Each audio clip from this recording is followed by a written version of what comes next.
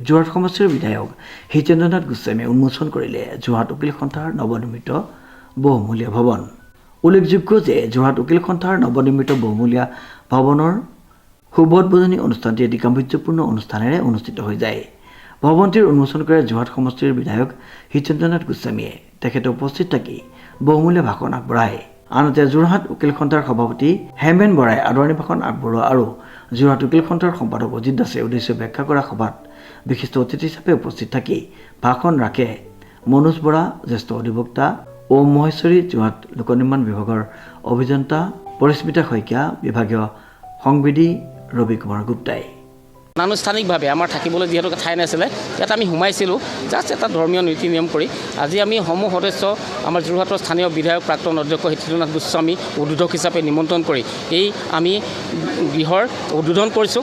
আৰু আপোনালোকক জনাবলৈ পাই সুখী হৈছোঁ যে আমাৰ নিয়েৰ এবাউট আমাৰ 1000 এডভকেট আছে ইয়াতে যোৰহাটত, আৰু তাতোতকৈ অধিক অধিবক্তা ইয়াত বহিবৰ কাৰণে ইয়াতে যথেষ্ট ঠাই আছে। চেণ্ট্ৰেলি AC, ইয়াতে যথেষ্ট পৰিমাণৰ বাথৰুম আছে, পাৰ্কিং আছে। আমাৰ যি DTP চেণ্টাৰৰ পৰা আৰম্ভ কৰি যিখিনি আমাৰ অফিচিয়েল দোকান এইবিলাকো আমাৰ ব্যৱস্থা আছে, লাইব্ৰেৰী আছে, আমাৰ সকলোবিলাকৰ উপলব্ধ হৈছে। আৰু এই কথাটো ভাল লাগিছে যে সঁচাকৈয়ে নৰ্থ ইষ্টৰ ভিতৰত মই ভাবিছোঁ আমাৰ যোৰহাট উকিল সন্থাটো সৰ্বাংগ সুন্দৰ হৈছে। ইয়াৰ যিটো ফাউণ্ডেশ্যন অতি ষ্ট্ৰং হৈছে, কিন্তু কিছু খেলিমেলি সৰু সুৰাটো থাকিবই অকণমান, এইবিলাক আছে। আৰু বেছমেণ্ট পাৰ্কিং যিটো আজি এখন পেপাৰত ওলাইছে, বেছমেণ্ট পাৰ্কিং আছে, আপোনালোকে দেখিব ইয়াতে বেছমেণ্ট পাৰ্কিং আছে। আৰু কিছু আমাৰ অফিচিয়েল দোকান ইয়াত খোলা হৈছে, যিটো আমাৰ ইনকমৰ কাৰণে। এনেকুৱা আমাৰ এটা খুব দামী ট্ৰেন্সফৰ্মাৰ দেখিছে, এনেকুৱা 3টা বিল্ডিঙৰ কাৰণে ট্ৰেন্সফৰ্মাৰৰ ব্যৱস্থা হৈছে। আজি সেইকাৰণে একেলগে আমি এটা প্ৰীতি ভোজৰ আয়োজন কৰিছোঁ, এটা আমাৰ সাংস্কৃতিক সন্ধ্যাৰ আয়োজন কৰিছোঁ।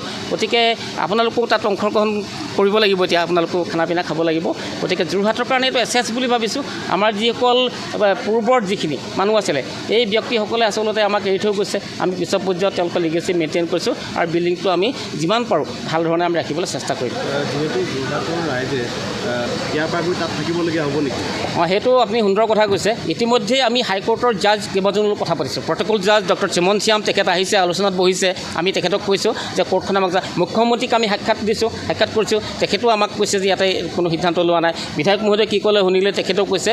আৰু ইতিমধ্যে আমাৰ ইয়াৰ পৰাই যি গৈছে, আপোনাক কৈছে বিশেষকৈ মৃদুল কলিতা ছাৰ হাইকোৰ্টৰ জাজ, প্ৰাঞ্জল দাস ছাৰ হাইকোৰ্টৰ জাজ, ৰবীন দুৱাৰ ছাৰ হাইকোৰ্টৰ জাজ বৰ্তমান। তেখেত সকলোৱে কৈছে কোনো ধৰণৰ বৰ্তমানৰ আমাৰ যি জাজ আমাৰ বৰ্ণালী মহন্ত, তেখেতে কৈছে তেনেকুৱা ধৰণৰ কোনো আনটিল এণ্ড আনলেছ যে আমি বাৰে যেতিয়ালৈকে নকওঁ, আমাৰ বাৰক নুসুধাকৈ তেওঁলোকে কেনেকুৱা ষ্টেপ নলয়। গতিকে ইয়াৰ পৰা যোৰহাটৰ উকিল সন্থা যিটো অবিভূত কেতিয়াও নহয়, আদালত চৌহদ কেতিয়াও নাযায়। DC অফিচ তাতে গৈছে, যদিও আমি প্ৰথম অৱস্থাত আমি প্ৰতিবাদ কৰিছিলোঁ এনেকুৱা কথা, যিহেতুকে ৰেলৱে ক্ৰছিং আছে, দুখনমান তাত বিদ্যালয় আছে।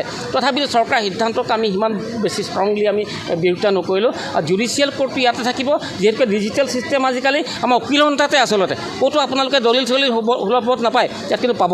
ইয়াত সকলোবিলাক ছিষ্টেমেই আছে। আমাৰ PFC চেণ্টাৰৰ পৰা আৰম্ভ কৰি জেৰক্সৰ দোকান, DTP চেণ্টাৰ, ফাৰ্মাচী দোকান এইবিলাক আছে। গতিকে যোৰহাট উকিল সন্থা মই ভাবিছোঁ আগন্তুক 100 বছৰলৈ ইয়াতে থাকিব। শ্ৰীমন্ত মাধৱ বৰুৱাৰ ৰিপৰ্ট, নিউজ নাও।